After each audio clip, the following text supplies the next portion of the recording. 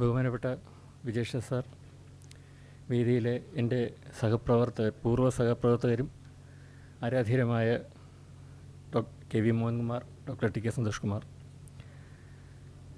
1987 P Govindapillai sir അധ്യക്ഷനായിരിക്കുകയാണ് കേരള ചലച്ചിത്ര വികസന കോർപ്പറേഷൻ മലയാള സിനിമയുടെ ആധികാരികമായൊരു ചരിത്രം ഇങ്ങനെ രേഖപ്പെടുത്തുന്നത്. അതാണ് സത്യം പറഞ്ഞാൽ മലയാള സിനിമയുടെ കഥ.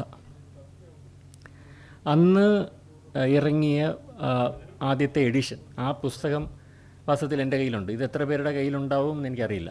ഇതാണ് ആദ്യത്തെ മലയാള സിനിമയുടെ കഥ. അതുവരെ നമുക്ക് മലയാള സിനിമയ്ക്ക് ആധികാരികമായ ചരിത്രം ഉണ്ടായിരുന്നില്ല. ഗോസിപ്പുകൾ പോലെ, കൊച്ചുവർത്താനങ്ങൾ പോലെയുള്ള ചരിത്രങ്ങളായിരുന്നു ഉണ്ടായിരുന്നത്. പക്ഷേ അതിനെ ക്രോഡീകരിച്ച് ഇത്തരത്തിൽ ഒരു ആധികാരിക ചരിത്രം ഉണ്ടാക്കുന്നത് മലയാള സിനിമയുടെ കഥയോടുകൂടിയാണ്.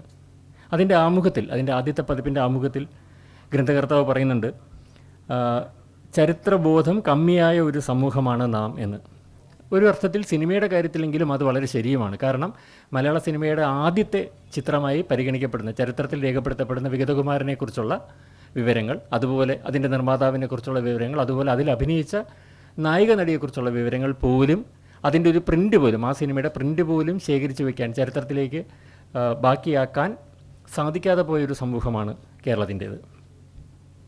അതുകൊണ്ട് തന്നെ അതിൻ്റെ ആധികാരിക രേഖകൾ ഉണ്ടാക്കുക എന്നൊക്കെ പറയുന്ന വളരെ വിഷമകരമായ ഒരു പ്രതിസന്ധിയിലൂടെയാണ് വിജേഷൻ സാറ് കടന്നുപോയിട്ടുള്ളത്. രേഖകളില്ലാത്ത ഒരവസ്ഥയുണ്ട്. അങ്ങനെ ഒന്നുമില്ലായ്മയിൽ നിന്ന് എന്ന് പറയാം നമുക്ക് ഈ പുസ്തകത്തിൻ്റെ നിർമ്മിതി വരുന്നത്. ഈ പുസ്തകത്തിന് മറ്റു ചില സവിശേഷതകൾ കൂടിയുണ്ട്. ഒന്ന്, പരമ്പരാഗത പ്രസാധന ശൈലികളിൽ നിന്ന് വിഭിന്നമായി അന്നത്തെ കാലത്ത് വർണ്ണ ചിത്രങ്ങൾ സഹിതം, കാരണം അന്ന് സാധാരണ പുസ്തകങ്ങൾ മാത്രം ഇറങ്ങുന്ന കാലഘട്ടത്തിൽ കളർ ചിത്രങ്ങളോടുകൂടി ഒരു പ്രത്യേക സൈസിൽ, ഓഫ് സൈസിലാണ് ഈ പുസ്തകം ഇറങ്ങുന്നത്. അങ്ങനെ അതിൻ്റെ നിർമ്മാണ വശത്ത് ഒരു സവിശേഷതയുണ്ട്. ഉള്ളടക്കത്തിൽ പിന്നീട് ആധികാരികമായി പല പഠിതാക്കളും ഗവേഷകരും നിരൂപകരും ഉദ്ധരിച്ചിട്ടുള്ള ഒരു ഉള്ളടക്കമായും മലയാള സിനിമയുടെ കഥ മാറി. ചരിത്ര സാഹിത്യ ശാഖയിൽ, അല്ലെങ്കിൽ മലയാളത്തിൻ്റെ സാഹിത്യശാഖയിൽ, ലോക സാഹിത്യശാഖയിൽ ചരിത്രം വളരെ ഗൗരവമുള്ള ഒരു എഴുത്തായിട്ടാണ് പരിഗണിക്കുന്നത്. അതിന് കുറേ കൂടി ഉത്തരവാദിത്തമുണ്ട് എന്ന തിരിച്ചറിവാണ് ഈ ഗ്രന്ഥം നമുക്ക് നൽകിയത്. അത് ചരിത്ര പഠിതാക്കൾക്ക് വളരെ ആധികാരികമായിട്ടുള്ളൊരു രേഖയുമായി മാറി. ഇത്തരമൊരു ഗ്രന്ഥത്തിൻ്റെ പ്രസക്തി, അത് ഉണ്ടായിരുന്നില്ലെങ്കിലത്തെ ഒരവസ്ഥ, അതിനെപ്പറ്റി അക്കാഡമിഷ്യൻ എന്നുള്ള നിലയിലും അധ്യാപകൻ എന്നുള്ള നിലയിലും ഡോക്ടർ ടി കെ സന്തോഷ് കുമാറിൻ്റെ ഒരു നിരീക്ഷണം അറിഞ്ഞുകൊണ്ട് നമുക്ക് മുന്നോട്ട് പോകാമെന്ന് കരുതുന്നു. മൈക്ക് സന്തോഷിന് കൈമാറുന്നു.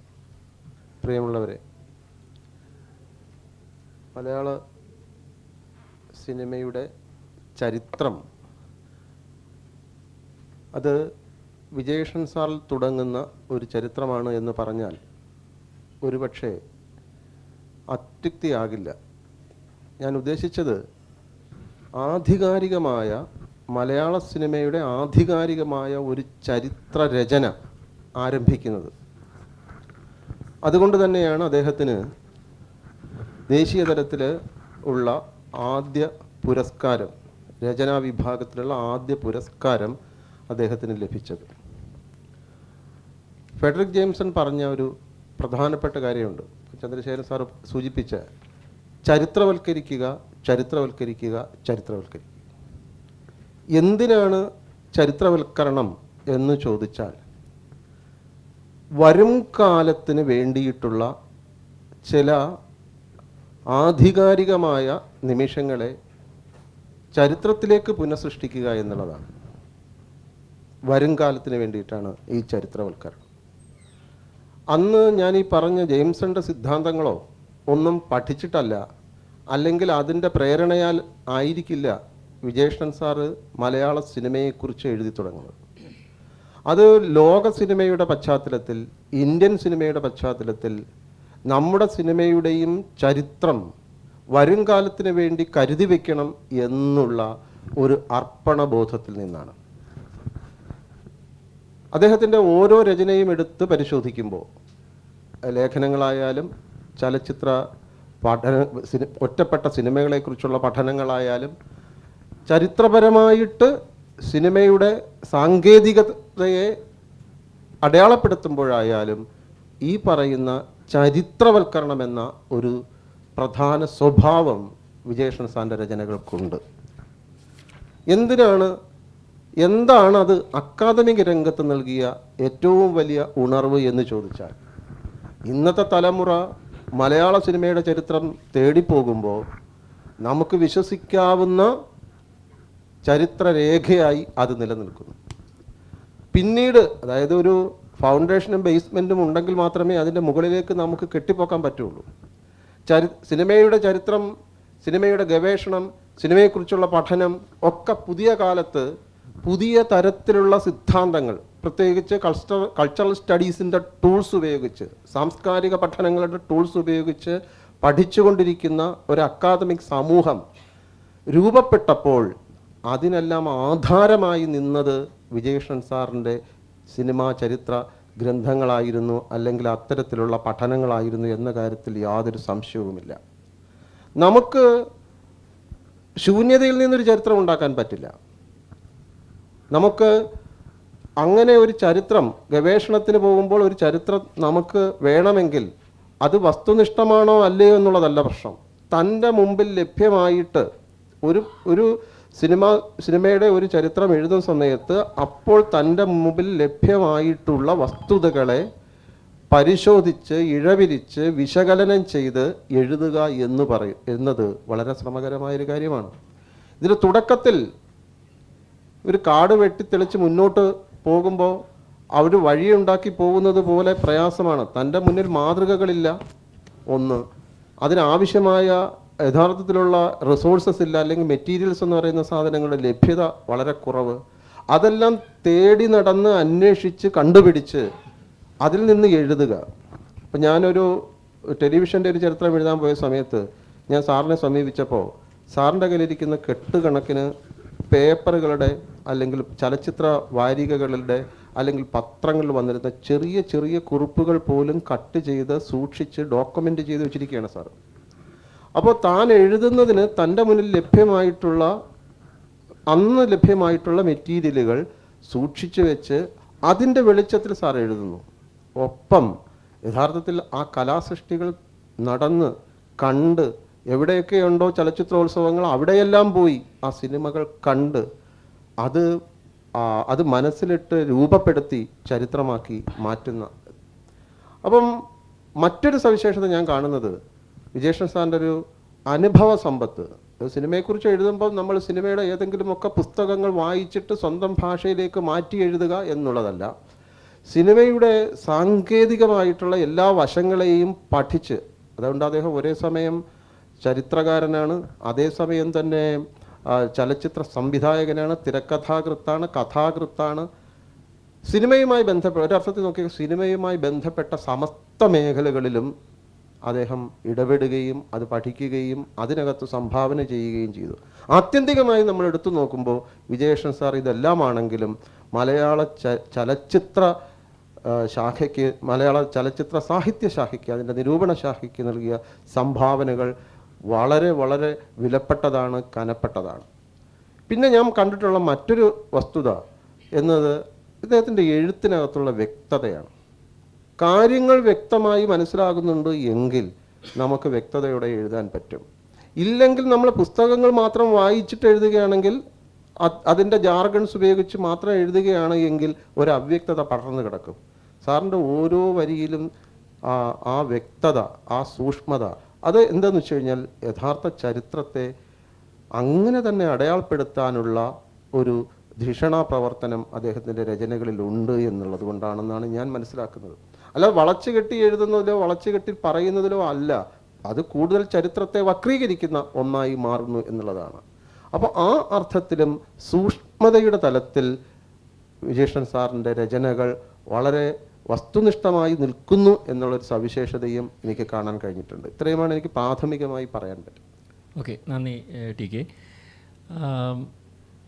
ലാവണ്യപരമായി, കാരണം ലോക സിനിമയെക്കുറിച്ചും ഇന്ത്യൻ സിനിമയെക്കുറിച്ചുമൊക്കെ ലാവണ്യശാസ്ത്രപരമായി ലോകത്തെ മറ്റൊരു സിനിമയെക്കുറിച്ച് തന്നെ നമുക്ക് പരിചയപ്പെടുത്തി തന്ന ഒരു എഴുത്തുകാരനാണ് വിജേഷൻ സാർ. ഇപ്പോൾ കഴിഞ്ഞൊരു ദിവസം സംസാരിക്കെ ശ്രീ കെ വി മോഹൻകുമാർ പറഞ്ഞു, അദ്ദേഹം മലയാള സിനിമയെ ലോക സിനിമയെക്കുറിച്ച് അറിയുന്നത് പോലും, പുതിയ തിരിച്ചറിവുകൾ ഉണ്ടാകുന്നത് പോലും സാറിൻ്റെ ചലച്ചിത്ര സമീക്ഷ എന്നുള്ള പുസ്തകം വായിച്ചിട്ടാണെന്ന് പറയുകയുണ്ടായി. അപ്പോൾ ചരിത്രകാരൻ എന്നുള്ള രീതിയിൽ, സിനിമയുടെ ചരിത്രകാരൻ എന്നുള്ള രീതിയിൽ മലയാള സിനിമയുടെ കഥ പോലെ, കാരണം ഇപ്പോൾ സന്തോഷ് പറഞ്ഞതുപോലെ ചരിത്രം രചിക്കുമ്പോഴും ഉണ്ടാക്കുമ്പോഴും ഒന്നുമില്ലായ്മയിൽ നിന്നല്ല എങ്കിലും ഉണ്ടാക്കുമ്പോഴും സാറിൻ്റെ ചില സവിശേഷതകൾ എന്ന് പറയുന്നത് അത് ആമുഖത്തിൽ സാർ പറയുന്നുണ്ട്. ഞാൻ വേറൊരു ചോദ്യമായി അല്ലെങ്കിൽ വേറൊരു റൗണ്ടിലേക്ക് വെച്ചിരുന്നതാണ്, പക്ഷേ അത് പ്രസക്തമായതുകൊണ്ട് പറയുകയാണ്. കാരണം അത് ചില പൂർണ്ണമായി നിഷ്പക്ഷമല്ല, ചില പക്ഷപാതിത്വം, അതായത് സിനിമ എന്താണെന്നൊരു നിർവചനം കൂടി കൊണ്ടുവന്നിട്ടാണ് സാറ് ഈ ചരിത്രത്തെ അവതരിപ്പിക്കുന്നത്. നിഷ്പക്ഷമായി മറ്റു വസ്തുതകൾ അവതരിപ്പിക്കുമ്പോൾ പോലും അതിൽ തിരഞ്ഞെടുപ്പുകൾ ഉണ്ടാകുന്നുണ്ട്. ചില സിനിമകളെക്കുറിച്ചും ചില സിനിമാ പ്രസ്ഥാനങ്ങളെക്കുറിച്ചും അതിൽ തിരഞ്ഞെടുപ്പുകൾ ഉണ്ടാകുന്നുണ്ട്. അപ്പോൾ വായനക്കാരൻ എന്നുള്ള രീതിയിൽ, എഴുത്തുകാരൻ എന്നുള്ള രീതിയിൽ എങ്ങനെ ഈ ഒരു ചരിത്രരചനയെ താങ്കൾ കാണുന്നു എന്നുള്ളത്?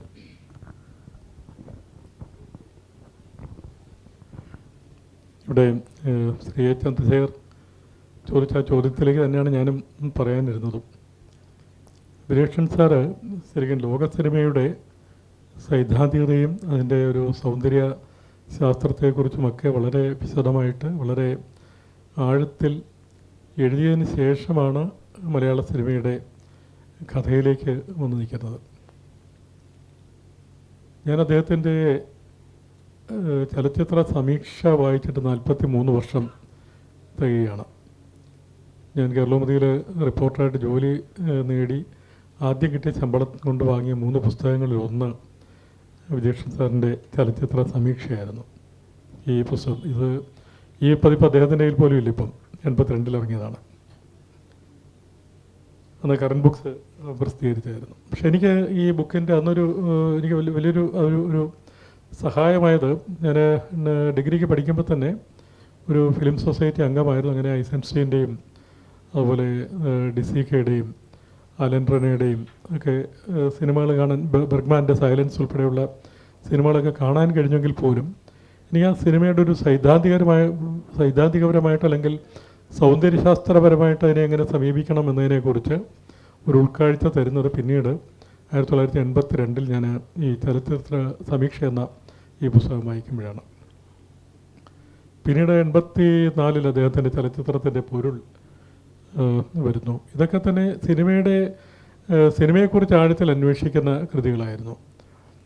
അപ്പം അതിൽ നിന്നാണ് ശരിക്കും പറഞ്ഞാൽ മലയാള സിനിമയുടെ ചരിത്രം എന്ന് പറയുന്ന ഈ ഒരു കൃതിയിലേക്ക് എത്തിച്ചേർന്നിരിക്കുന്നത്. ഈ കൃതിയിൽ എനിക്ക് ഏറ്റവും സവിശേഷമായി തോന്നിയൊരു കാര്യം, ഇതൊരു പുതുക്കിപ്പണികൾ നടന്ന കൃതിയാണ്. നമ്മൾ മലയാള സിനിമയുടെ കഥ എഴുതുമ്പോൾ മലയാള സിനിമയെക്കുറിച്ച് നമ്മൾ എന്നാണോ ചർച്ച ചെയ്യുന്നത് അന്ന് വരെയുള്ള കഥയാണ് മലയാള സിനിമയുടെ കഥ. അപ്പോൾ ഈ പുസ്തകം 1987 ഒന്നാം പതിപ്പ് ഇറങ്ങുന്നത്. പി ഗോവിന്ദപിള്ള സാറാണ് ഇതിന് അവതാരിക എഴുതിയിരുന്നത്. അദ്ദേഹം KSFDCയുടെ ചെയർമാനായിരുന്ന കാലത്ത് പുറത്തിറങ്ങിയ പുസ്തകമാണ്. പക്ഷേ 87 എഴുതിയ പുസ്തകമല്ല ഇന്ന് നമ്മുടെ കയ്യിലുള്ള ഈ 5-ാം പതിപ്പ്. ഈ 5-ാം പതിപ്പിലെത്തുമ്പോൾ നമുക്ക് കാണാൻ കഴിയുന്നത് 87 എഴുതിയ പുസ്തകത്തിൽ നിന്നും ഒരുപാട് മുന്നോട്ട് ആ ഒരു കാലത്തിൽ നിന്നും മലയാള സിനിമ പോയി കഴിഞ്ഞിരിക്കുന്നു. അതനുസരിച്ച് മലയാള സിനിമയുടെ കഥ എന്ന പുസ്തകവും മുന്നോട്ട് പോയിരിക്കുന്നു. അത് വളരെ എന്താ പറയുക, സമകാലികമായിരിക്കുകയാണ്. ഈ പുസ്തകത്തിൽ 1912 പോൾ വിൻസെൻ്റ് എന്ന് പറയുന്ന ഒരു റെയിൽവേ ജീവനക്കാരൻ ഇങ്ങനെ സിനിമാറ്റോഗ്രാഫി ഒരു ഉപകരണം ഇങ്ങനെ കൊണ്ടു നടന്ന് കോഴിക്കോട് മുതലക്കുളത്തൊക്കെ കൊണ്ടുവന്ന് സിനിമ കാണിച്ചൊക്കെ ഞാൻ പണ്ട് കേട്ടിരുന്നു. പിന്നീട് അദ്ദേഹം ഇത് ജോസഫ് പാറുണ്ണി എന്ന് പറയുന്ന തൃശ്ശൂർ ഒരാൾക്ക് വിൽക്കുന്നു. അതിനുശേഷം അദ്ദേഹത്തിൻ്റെ കയ്യിൽ നിന്ന് അത് മംഗലാപുരത്ത് കടലിൽ വെച്ച് നഷ്ടപ്പെടുന്നു.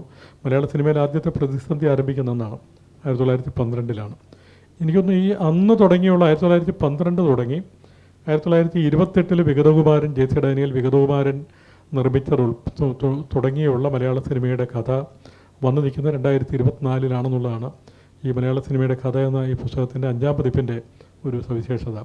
അപ്പോൾ എനിക്കതിനകത്ത് ഏറ്റവും ആകർഷകമായി തോന്നിയൊരു കാര്യം, നമ്മുടെ ഈ സമീപകാലത്തെ കോവിഡ് പ്രതിസന്ധിയുടെ പശ്ചാത്തലത്തിൽ മലയാളത്തിലുണ്ടായ മാറ്റങ്ങളെക്കുറിച്ച് ഈ കൃതിയിൽ വളരെ വിശദമായിട്ട് നമ്മുടെ OTT പ്ലാറ്റ്ഫോമിനെ കുറിച്ച് പോലും ഈ കൃതിയിൽ ഈ 5-ാം പതിപ്പിൽ അദ്ദേഹം ചർച്ച ചെയ്യുന്നു എന്നുള്ളതാണ്. ആ രീതിയിലുള്ളൊരു പുതുക്കി പണിയൽ അദ്ദേഹം ഇതിനകത്ത് നടത്തിയത്. ഇപ്പോൾ ഒരു വളരെ ഇന്നൊവേറ്റീവായിട്ടും വളരെ എന്താ പറയുക ഒരു ഒരു ക്രിയാത്മകമായിട്ടുള്ളൊരു നൂതനത്വം ഈ പുസ്തകത്തിന് കൊണ്ടുവരാൻ അദ്ദേഹം ഗ്രന്ഥകാരൻ നിലയ്ക്ക് വളരെ ആത്മാർത്ഥമായിട്ട് ശ്രമിക്കുന്നുണ്ട്. കാര്യം ഈ പുസ്തകത്തിൽ ഇപ്പം 5-ാം പതിപ്പിൽ നമ്മൾ എത്തുമ്പോൾ ആ കോവിഡ് കാലത്ത് ആദ്യമായിട്ട് മൊബൈൽ ഫോണിൽ ചിത്രീകരിച്ച സി യു സൂൺ എന്ന സിനിമയെക്കുറിച്ച് അതിൻ്റെ സൗന്ദര്യപരമായ കാര്യങ്ങളെക്കുറിച്ച് പറയുന്നുണ്ട്. അതുപോലെ തന്നെ ഏറ്റവും അധികം ജനപ്രചാരം നേടിയ ഭ്രമയുഗം, ആവേശം, പ്രേമലു, ഉള്ളൊഴുക്ക് തുടങ്ങിയുള്ള ചിത്രങ്ങളെക്കുറിച്ച് പോലും ഈ പുസ്തകത്തിൽ വളരെ വിശദമായിട്ട് അദ്ദേഹം ചർച്ച ചെയ്യുന്നു. അത് വളരെ കാലികമാക്കിയിരിക്കുകയാണ്. ഈ കാലികതയാണ് എനിക്ക് തോന്നുന്നു ഈ പുസ്തകത്തിൻ്റെ ഏറ്റവും വലിയൊരു പ്രത്യേകതയായിട്ട് ഞാൻ കാണുന്നത്. അതിനത്രേ അദ്ദേഹത്തിനെ അഭിനന്ദിച്ചേ പറ്റുള്ളൂ. അത്രയേറെ എഫേർട്ട് എടുത്ത് അദ്ദേഹം ഇതിൻ്റെ അവസാനത്തെ 2 ചാപ്റ്ററുകളാണെന്ന് എനിക്ക് തോന്നുന്നു അല്ലേ മാറ്റം വരുത്തിയിരിക്കുന്നത്, കാര്യമായ മാറ്റം വരുത്തി ഒരു പുതുക്കിപ്പണികൾ നടത്തിയിരിക്കുന്നത്. അപ്പോൾ തീർച്ചയായിട്ടും മലയാള സിനിമയെക്കുറിച്ച് ഇന്ന് മലയാള സിനിമയുടെ ഒരു വികാസം അറിയാനായിട്ട് ഏറ്റവും അധികം സഹായിക്കുന്ന, ഏറ്റവും ആധികാരികമായിട്ട് നമുക്ക് സമീപിക്കാവുന്നൊരു കൃതി എന്ന നിലയ്ക്കും നമുക്ക് മലയാള സിനിമയുടെ കഥ കാണാൻ കഴിയും. ചലച്ചിത്ര വിദ്യാർത്ഥികൾക്കും ചലച്ചിത്ര പ്രേമികൾക്കും എനിക്കൊന്ന് ഇനിയുള്ള തലമുറയ്ക്കും മലയാള സിനിമയെ മനസ്സിലാക്കാൻ സഹായിക്കുന്ന ഒരു കൃതിയായിരിക്കും മലയാള സിനിമയുടെ കഥ. വ്യക്തമാണ്. ഒരുപക്ഷെ മോൻകുമാർ പറഞ്ഞതുപോലെ സമാനതകളില്ലാത്ത ഒരു ചരിത്രരചന. കാരണം ചരിത്രത്തോടൊപ്പം കാലത്തോടൊപ്പം പരിഷ്കരിച്ചുകൊണ്ടേയിരിക്കുന്ന, പുതുക്കി പണിതുകൊണ്ടേയിരിക്കുന്ന ഒരു ചരിത്രരചന. അത് എഴുതിയ ആളാൽ തന്നെ, ഗ്രന്ഥകർത്താവിനാൽ തന്നെ പുതുക്കിക്കൊണ്ടിരിക്കുന്ന ഒരു ജൈവമായിട്ടുള്ള ഒരു വളർച്ച ഉണ്ടാവുന്ന ഒരു കൃതി. ആ കൃതിയുടെ നിർമ്മിതിക്ക് പിന്നിൽ ഒരു കഥയുണ്ട്. കാരണം എങ്ങനെയാണ് ഗോവിന്ദപിള്ള സാറ് അതിലേക്ക് ശരിക്കും എത്തിച്ചേരുന്നത്, അതുപോലെ ഇത്തരത്തിൽ പുതുക്കിക്കൊണ്ട് ഇതിൻ്റെ സമഗ്രത നിലനിർത്തുക എന്ന് പറയുന്നത് അതൊരു സത്യത്തിലൊരു വെല്ലുവിളി തന്നെയാണ്. അത് എങ്ങനെയാണ് ഏറ്റെടുത്തത് എന്നും കാരണം ഞാൻ അടുത്ത ഭാഗത്തേക്ക് വരാം. കാരണം ഇതിനൊരു വിവാദം കൂടി ഈ പുസ്തകത്തിൽ വിജേഷൻ സാറ് രേഖപ്പെടുത്തി വെച്ചിട്ടുള്ള ചരിത്രത്തെക്കുറിച്ച് പിൽക്കാലത്ത് ചില വിവാദങ്ങളുണ്ടായിട്ടുണ്ട്, അർത്ഥരഹിതമായിട്ടുള്ള വിവാദങ്ങളുണ്ടായിട്ടുണ്ട്. അതിലേക്ക് നമുക്ക് വരാം. പക്ഷേ ഈ ഗ്രന്ഥമുണ്ടാകാൻ ഇടയായ സാഹചര്യത്തെക്കുറിച്ചും അതിങ്ങനെ പുതുക്കി പണിയുന്ന അത്തരമൊരു ആശയത്തിലേക്ക് എത്തിയതിനെക്കുറിച്ചും വിജേഷൻ സാറിൽ നിന്ന് തന്നെ അറിയാൻ താല്പര്യമുണ്ട്. പുതുക്കിപ്പണിയുന്നതിനെക്കുറിച്ച് ആദ്യം പറയാം. ഈ ഹിസ്റ്ററി എഴുതുമ്പം തന്നെ ഞാൻ ശ്രദ്ധിച്ചിട്ടുള്ള നമ്മുടെ സാഹിത്യ ചരിത്രമൊക്കെ എഴുതിയ ആളുകളുണ്ട്. ചിലർ അവർ ജീവിച്ചിരിക്കുമ്പോൾ തന്നെ അവർ എഴുതി കഴിഞ്ഞ് പിന്നെയും ഒരു 10-50 കൊല്ലം അവർ ജീവിച്ചിരിക്കുന്നുണ്ട്. പക്ഷേ അവരെന്ന് എഴുതി നിർത്തിയോ അവിടെ വെച്ച് അവരുടെ ആ പുസ്തകം നിർത്തുകയാണ്. അപ്പോൾ അതിനെക്കുറിച്ച് ചോദിച്ചാൽ അവർ പറയും അതിന് ശേഷമുള്ളത് മറ്റുള്ളവർ എഴുതിക്കോട്ടെ എന്ന് പറയും.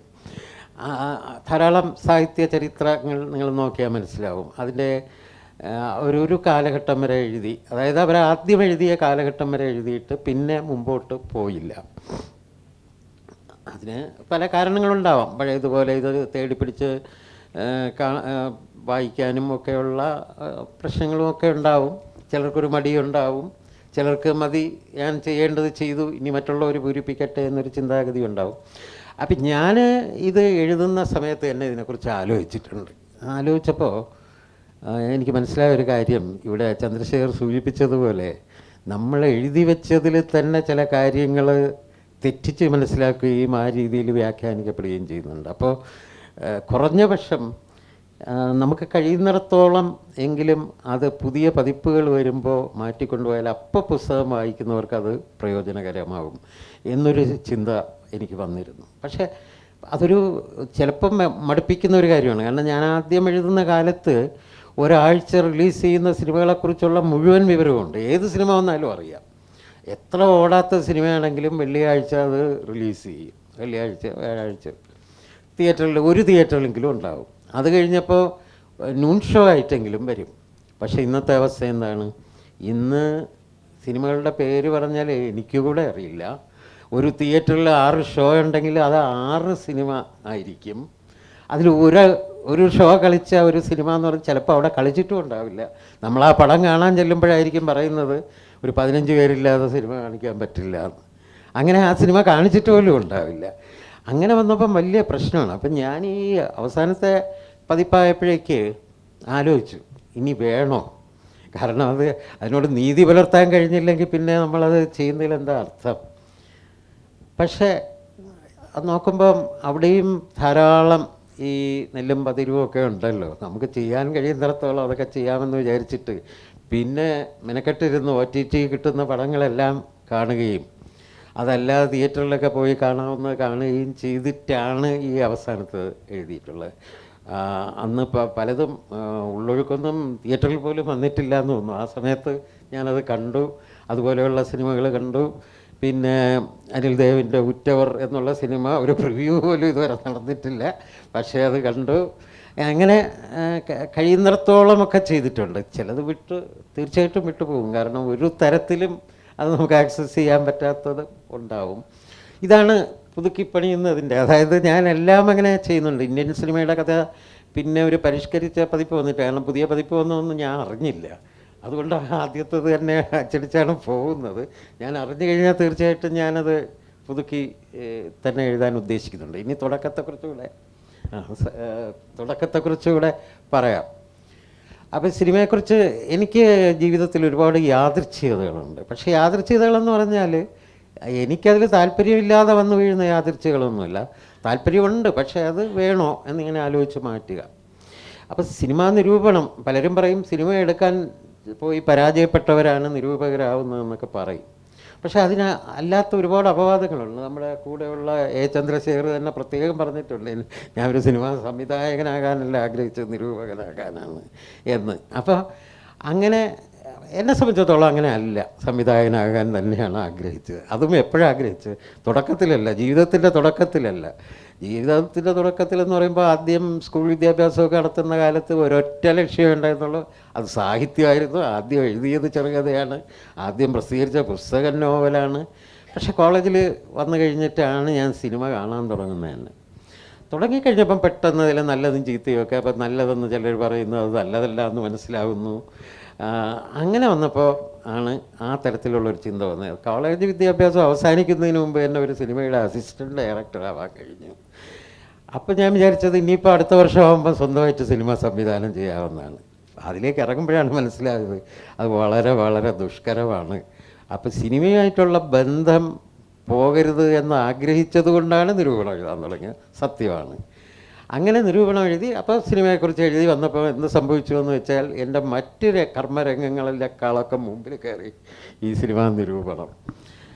അങ്ങനെ ഇരിക്കുമ്പോഴാണ് 1988 ജനുവരിയിൽ നമ്മുടെ ഇപ്പോഴത്തെ IFFIയുടെ ഒന്നിടവിട്ടുള്ള വർഷങ്ങളിൽ അക്കാലത്ത് ഫിലിമോത്സവം എന്ന് പറഞ്ഞിട്ട് ഇപ്പോൾ ഗോവയിലാണ് സ്ഥിരം നടത്തുന്നത്. അക്കാലത്ത് ഒരു വർഷം ഡൽഹിയിലും അടുത്ത വർഷമാകുമ്പം മത്സരേതര ഫെസ്റ്റിവലായിട്ട് ഏതെങ്കിലും നഗരങ്ങളിൽ, ഏതെങ്കിലും സംസ്ഥാന നഗരങ്ങളിൽ. അങ്ങനെ 1988 നറുക്ക് വീണത് തിരുവനന്തപുരത്തിനാണ്.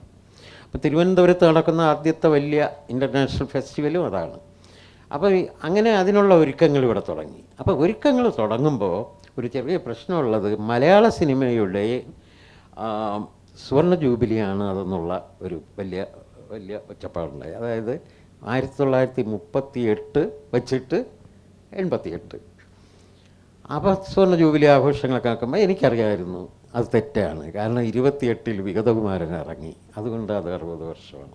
അപ്പോൾ ആ സമയത്താണ് PG എന്നെ വിളിച്ചിട്ട് പറയുന്നത്, നമ്മൾ ഇത്രയും ഇവൻ്റ് ഉള്ളപ്പോൾ ഒരു മലയാള സിനിമയുടെ ഒരു ചരിത്രം പബ്ലിഷ് ചെയ്യണമല്ലോ, അത് വിജയകൃഷ്ണൻ എഴുതണം. ഇത് പറയുന്ന എപ്പോഴും ഒരു നവംബർ മാസത്തിലാണ്, ജനുവരി ആദ്യം ഫെസ്റ്റിവലാണ്. ഒരു ചരിത്രം എഴുതാൻ 1.5 മാസം മതിയോ? പോരാ.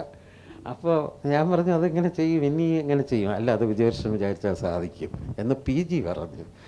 പക്ഷേ ഇത് ഞാൻ പണ്ടേ ആഗ്രഹിച്ചിരുന്ന കാര്യമായതുകൊണ്ട് എങ്ങനെയും ഇത് ശരിയാക്കണം എന്നുള്ളതിൽ ഞാൻ എഴുതുന്നതോടൊപ്പം ഒരാൾ കമ്പോസ് ചെയ്യുന്നു. അങ്ങനെ ആണ് അത് തയ്യാറാക്കുന്നത്. അപ്പോൾ PG പറഞ്ഞ സമയത്ത് ഞാൻ PGയോട് പറഞ്ഞു, പക്ഷേ നിങ്ങളെല്ലാം 50-ാം വാർഷികമാണ് ആഘോഷിക്കാൻ പോകുന്നത്. എന്നെ സംബന്ധിച്ച് ഇത് 50-ാം വാർഷികമല്ല, ഇത് 60-ാം വാർഷികമാണ്. അപ്പോൾ അദ്ദേഹത്തിനും അത് വിശ്വസിക്കാനൊരു പ്രയാസമുണ്ട്. അത് ഞാൻ പിൽക്കാലത്ത് ഇത് ഒച്ചപ്പാടായപ്പോൾ ഇത് ഞാൻ ആവർത്തിച്ച് പറയുമ്പോൾ ഒരാൾ, ഒരു വളരെ പ്രശസ്തനായ ഒരു നമ്മുടെ ഉദ്യോഗസ്ഥ പ്രമുഖൻ തന്നെ, അദ്ദേഹം എഴുതി, വിശ്വാസം അതല്ലേ എല്ലാം, വിജയകൃഷ്ണൻ അങ്ങനെ പറഞ്ഞിരിക്കാം, പറഞ്ഞിരിക്കുന്നു എന്ന് പറയുന്നത് നമ്മൾ വിശ്വസിക്കണം. വിശ്വസിക്കേണ്ട, അതിൽ PGയുടെ അവതാരികയുണ്ട്. ആ അവതാരികയിൽ അദ്ദേഹം എഴുതിയിട്ടുണ്ട്, നമ്മൾ 50-ാം വർഷം ആഘോഷിക്കുകയാണ്, പക്ഷേ ഇതിൻ്റെ കർത്താവായ വിജയകൃഷ്ണനെ പോലെ ചിലർ ഇത് 60-ാം വർഷമെന്ന് പറയുന്നു എന്ന് അദ്ദേഹം അവതാരികയിൽ എഴുതി വച്ചിട്ടുണ്ട്. എന്തായാലും ഇത് പ്രസിദ്ധീകരിച്ചതോടുകൂടി ആണ് ആ 60 വർഷമായി എന്നുള്ള ചർച്ച വരുന്നതും അതിനെ തുടർന്ന് വാദപ്രതിവാദങ്ങളുണ്ടാകുന്നതും നിശബ്ദ സിനിമ എങ്ങനെ ഭാഷാ സിനിമയാകും എന്ന് ചിലർ ചോദിക്കുന്നതും പിന്നെ ഇതിൻ്റെ പ്രിൻ്റില്ലാതെ എങ്ങനെ ഇത് അംഗീകരിക്കുമെന്ന് ചോദിക്കുന്നതും. ഈ ചോദ്യം എന്നോട് ചോദിച്ചു. അപ്പം ഞാൻ ചോദിച്ചത്, ബാലൻ നിങ്ങൾ കണ്ടിട്ടുണ്ടോ എന്ന് ചോദിക്കും. ബാലൻ കണ്ടിട്ടില്ല. പ്രിൻ്റുണ്ടോ? ഇല്ല. പക്ഷേ കണ്ടവരുണ്ടല്ലോ. ഞാൻ പറഞ്ഞു ഇതും കണ്ടവരുണ്ട്, കണ്ടവരെ കണ്ടിട്ടാണ് ഞാനത് എഴുതിയിരിക്കുന്നത്.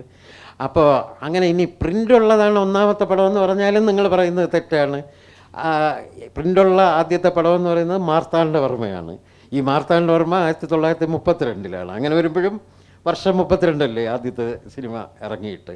അപ്പോൾ ഈ വാദമുഖങ്ങളെല്ലാം നമുക്ക് ഖണ്ഡിക്കാൻ കഴിയും എന്നുള്ളത് ഞാൻ ബോധ്യപ്പെടുത്തി. അതിൻ്റെ ഫലമായിട്ട് പിന്നീട് അത് പോസിറ്റീവായ ചർച്ച നടന്നു. ഒന്നാലോചിക്കണം, പിന്നെ 4 കൊല്ലം കഴിഞ്ഞപ്പോൾ ജയശ്രീ ഡാനിയലിൻ്റെ പേരിൽ അവാർഡ് വരെ ഇവിടെ പ്രഖ്യാപിക്കാൻ ഇടയാവുകയാണ്. അപ്പോൾ ആ തരത്തിലൊരു മാറ്റത്തിനും കൂടി ഈ പുസ്തകം നിമിത്തമായി. വ്യക്തമാണ്. ഇവിടെ മോഹൻകുമാറിനോട് ചോദിക്കാൻ ഞാൻ അടുത്ത, നമുക്ക് സമയം വളരെ പരിമിതമാണ്, അപ്പോൾ രണ്ടുപേരോടും, ടിക്കയോടും ചോദിക്കാനുണ്ട്. 2 ചോദ്യം കൂടി ഞാൻ ഒരുമിച്ച് ആക്കാം. മോഹൻകുമാറിനോട് ചോദിക്കാനുള്ളത്, ഇപ്പോൾ സാറ് പറഞ്ഞതുപോലെ ഇത്തരമൊരു വിവാദം, വിഗതകുമാരൻ്റെ തീയതിയെക്കുറിച്ചൊരു വിവാദം, അത് തന്നെയാണ് എന്ന് KSFDCയുടെ അന്നത്തെ മേധാവി സ്ഥാപിക്കുകയും അവതാരികയിൽ എഴുതുകയും ചെയ്യുന്നു.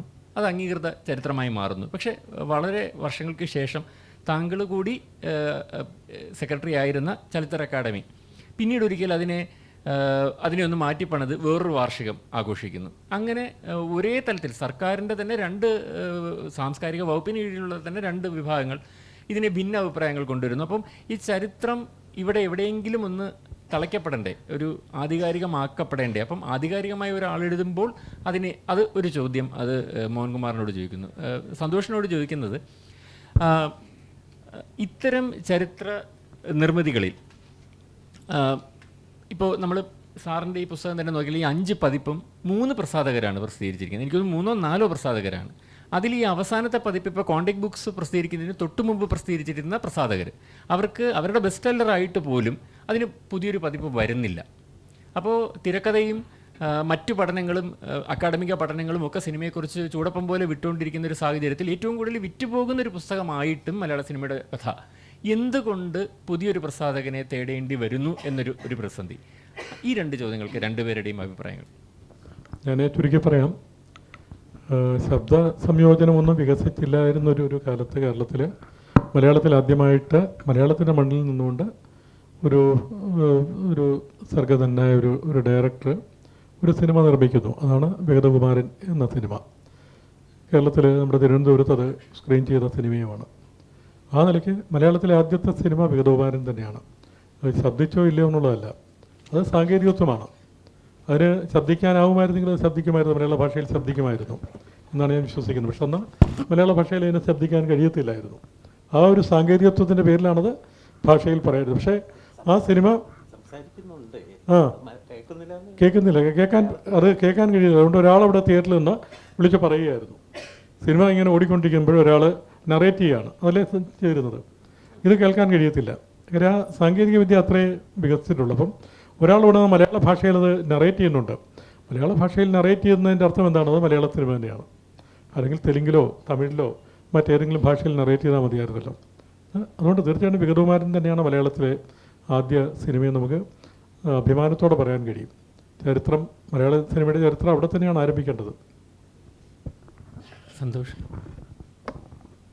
ഈ പുസ്തകങ്ങളുടെ പുതിയ പതിപ്പ്, അതെനിക്ക് തോന്നുന്നത് അതൊരു സാങ്കേതികമായിട്ട് നമ്മൾ കാണേണ്ട ഒരു കാര്യമല്ല. നമ്മൾ ചലച്ചിത്രത്തെ പൊതുവെ മലയാളിയുടെ ഒരു മൈൻഡ്സിനകത്ത്, ഒരു സിനിമയ്ക്കകത്ത് അഭിനയിക്കുന്ന ആൾ, അത് സംവിധാനം ചെയ്യുന്ന ആൾ, ഒരു പാട്ട് പാടുന്ന ആൾ, ഇവർക്ക് കൊടുക്കുന്ന ഒരു സ്പേസ് പൊതുവെ നിരൂപകർക്ക് നൽകുന്നില്ല എന്നുള്ളതാണ്. അത് സർക്കാർ സംവിധാനത്തിനകത്തായാലും പൊതുജനങ്ങൾക്കിടയിലായാലും അങ്ങനെയുണ്ട്.